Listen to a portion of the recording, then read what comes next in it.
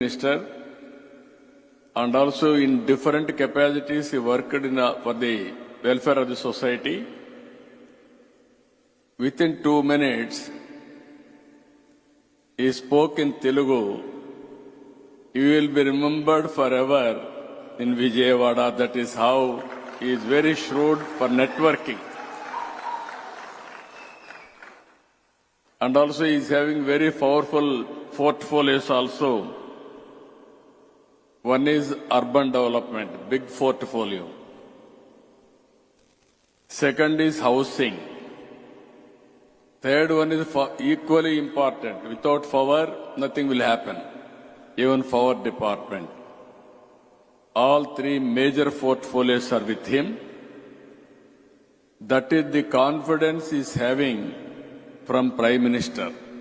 Narendra Modi ji likes him. That is where he trusted him. He has given excellent portfolios. Sir, you served very well in Haryana. I have seen very well. Even Minister, Union Minister, you are going to do extremely well, which are all crucial departments for 2047 Vikasit Bharat.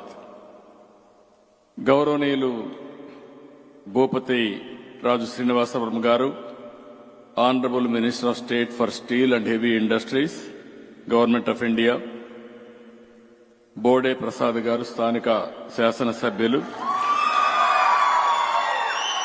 Sahachara Mantrivarga Sabhyulu, Gottipati Ravi Kumar Garu, Kolusu Parasarthi Garu, Kollu Ravindra Garu, Narayana Garu, అదేవిధంగా యార్లగడ్డ వెంకట్రావు గారు whip గారు, Anuradha chief whip గారు, కొనకళ్ళ నారాయణ గారు RTC chairman,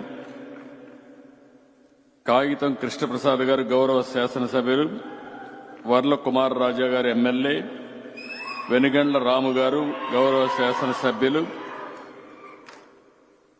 వీరే కాకుండా విజయానంద్ గారు special chief secretary, Ajay Jain గారు special chief secretary, and Vishal Kapoor గారు సిఇఓ ఈఈఎస్ఎల్.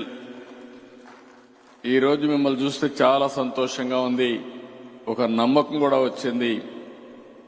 ఒక పిలిపిస్తే అందులో కూడా ఆన్లైన్లో రిజిస్ట్రేషన్ చేసుకోమంటే చాలా తక్కువ సమయంలో 1 లక్ష ఉద్యోగిని ప్రమోట్ చేయాలనుకుంటే వారంలో 12,000 మంది రిజిస్ట్రేషన్ చేసేసుకున్నారు మీరు.